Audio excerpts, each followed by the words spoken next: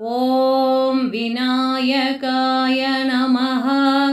ॐ विघ्नराजाय नमः। ॐ गौरीपुत्राय नमः। ॐ गणेश्वराय नमः। ॐ स्कन्दाग्रजाय नमः। ॐ अव्ययाय नमः। ॐ भूताय नमः। ॐ दक्षाय नमः। ॐ अध्यक्षाय नमः। ॐ दिविजप्रियाय नमः। ॐ अग्निकर्वच्चिते नमः। ॐ इन्द्रश्रीप्रदाय नमः। ॐ वाणीप्रदायकाय नमः। ॐ सर्वसिद्धिप्रदाय नमः। ॐ सर्वतनयाय नमः। ॐ सर्वरीप्रियाय नमः। ॐ सर्वात्मकाय नमः। ॐ सृष्टिकर्त्रे नमः। ॐ देवानीकार्चिताय नमः। ॐ शिवाय नमः। ॐ सिद्धिबुद्धिप्रदाय नमः। ॐ शान्ताय नमः। ॐ ब्रह्मचारिणे नमः। ॐ गजाननाय नमः। ॐ द्वैमातुराय नमः। ॐ मुनिस्तुत्याय नमः। ॐ भक्तविघ्नविनाशनाय नमः। ॐ एकदन्ताय नमः। ॐ चतुर्बाहवे नमः। ॐ चतुराय नमः। ॐ शक्तिसंयुताय नमः। ॐ लम्बोदराय नमः। ॐ शूर्पकर्णाय नमः। ॐ हरये नमः। ॐ ब्रह्मविदुत्तमाय नमः। ॐ काव्याय नमः। ॐ ग्रहपतये नमः। ॐ कामिने नमः। ॐ सोमसूर्याग्निलोचनाय नमः। ॐ पाशाङ्कुशधराय नमः। ॐ चण्डाय नमः। ॐ गुणातीताय नमः। ॐ निरञ्जनाय नमः। ॐ अकल्मषाय नमः। ॐ स्वयं सिद्धाय नमः। ॐ सिद्धार्चितपदाम्बुजाय नमः। ॐ बीजापूरफलासक्ताय नमः।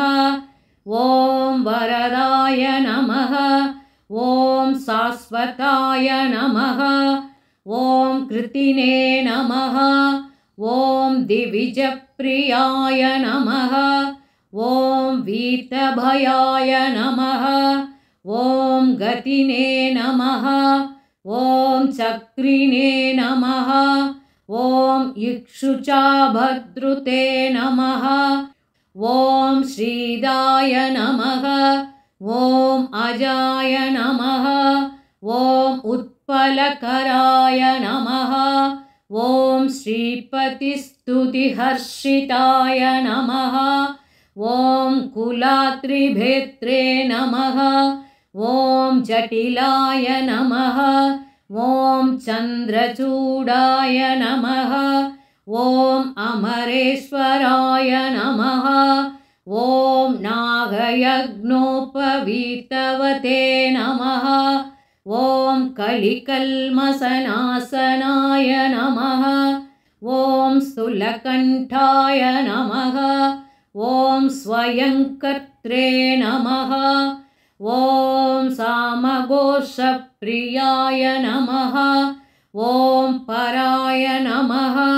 ॐ स्थूलतुण्डाय नमः। ॐ अग्रण्याय नमः।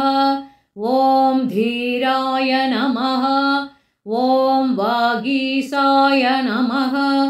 ॐ सिद्धिदायकाय नमः। ॐ दूर्वाभिल्वप्रियाय नमः। ॐ कान्ताय नमः। ॐ पापहारिणे नमः। ॐ समाहिताय नमः। ॐ आश्रितश्रीकराय नमः। ॐ सौम्याय नमः। ॐ भक्तवाञ्छितदायकाय नमः। ॐ शान्ताय नमः। ॐ अच्युताच्युताय नमः। ॐ कैवल्याय नमः। ॐ सच्चिदानन्दविग्रहाय नमः। ॐ ज्ञानिने नमः। ॐ दयायुताय नमः। ॐ दान्ताय नमः। ॐ ब्रह्मद्वेषविवर्जिताय नमः। ॐ ब्रह्मदैत्यभयदाय नमः। ॐ व्यक्तमूर्तये नमः। ॐ अमूर्तिमते नमः। ॐ धनाधिपतये नमः। ॐ लावण्यसुधासारजितमन्मथविग्रहाय नमः। ॐ समस्तजगदाधाराय नमः। ॐ मायिने नमः। ॐ मूषिकवाहनाय नमः। ॐ रमार्चिताय नमः। ॐ विधये नमः। ॐ श्रीकण्ठाय नमः। ॐ विबुधेश्वराय नमः।